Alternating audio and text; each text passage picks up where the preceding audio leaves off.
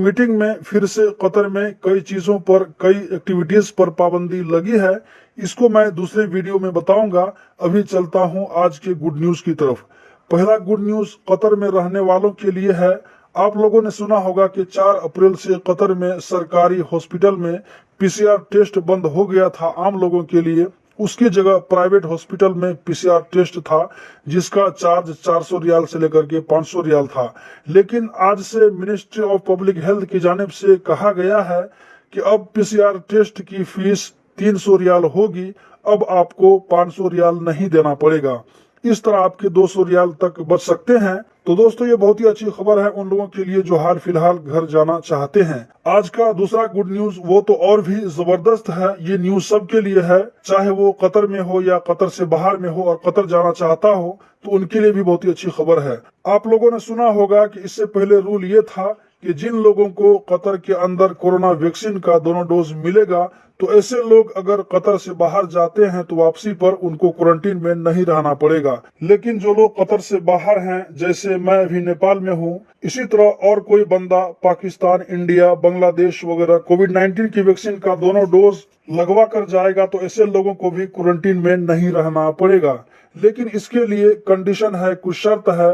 Video के साथ आखिर तक बने रहिए, वरना अधूरी जानकारी मिलेगी। पहली शर्त यह है कि आप जो वैक्सीन ले रहे हैं, कतर गवर्नमेंट ने उसको अप्रूव किया हो। जैसे फाइजर, मॉडर्ना, एस्ट्राजेनेका और जॉनसन एंड जॉनसन, ये चारों वैक्सीन अभी कतर में अप्रूव्ड हैं। उसके अलावा दूसरा वैक्सीन लगवाने से इसका वैल्यू नहीं होगा। आपको कतर जाने पर क्वारंटीन में रहना पड़ेगा। दूसरी शर्त यह है कि उसने डोज को कंप्लीट लिया हो। जैसे जॉनसन एंड जॉनसन का 1 डोज ही काफी है, जबकि फाइजर, मॉडर्ना और एस्ट्राजेनेका का 2 डोज चाहिए। तीसरी शर्त यह है कि 14 दिन गुजर गए हों डोज लिए हुए। अगर जॉनसन का डोज लिया है तो लिए हुए 14 दिन गुजर गए हों, इसका 1 डोज दिया जाता है। जबकि बाकी वैक्सीन फाइजर, मॉडर्ना और एस्ट्राजेनेका के दूसरे डोज को लिए हुए 14 दिन गुजर गए हों। वैक्सीन लेने वाले के पास में सर्टिफिकेट या वैक्सीनेशन का कार्ड होना जरूरी है, जिसमें ये चीजें लिखी होनी चाहिए। आदमी का नाम बराबर होना चाहिए, जैसा कि उसका नाम गवर्नमेंट के रिकॉर्ड में है, ऑफिशियल डॉक्यूमेंट में है, इसी तरह नाम होना चाहिए। जैसे मेरा नाम असलम आलम है, मेरे कार्ड में अगर असलम आलम नेपाली लिखा रहेगा तो इसका वैल्यू नहीं होगा। वैक्सीन के हिसाब से उसमें डेट होना चाहिए कि उसने कब डोज लिया है और दूसरा डोज कब लिया है। उसके बाद वैक्सीन का नाम होना चाहिए कि कौन सी कंपनी का है। वैक्सीन का सीरियल नंबर होना चाहिए। वैक्सीन देने वाले का सरकारी लोगो या स्टाम्प होना चाहिए। कतर आते वक्त जो पीसीआर टेस्ट होगा, कतर में हो या अपने मुल्क में हो, तो दोनों का रिजल्ट नेगेटिव होना चाहिए। ऐसे लोगों का एतराज भी ग्रीन होगा और कतर आने के बाद होटल में क्वारंटीन में नहीं रहना पड़ेगा।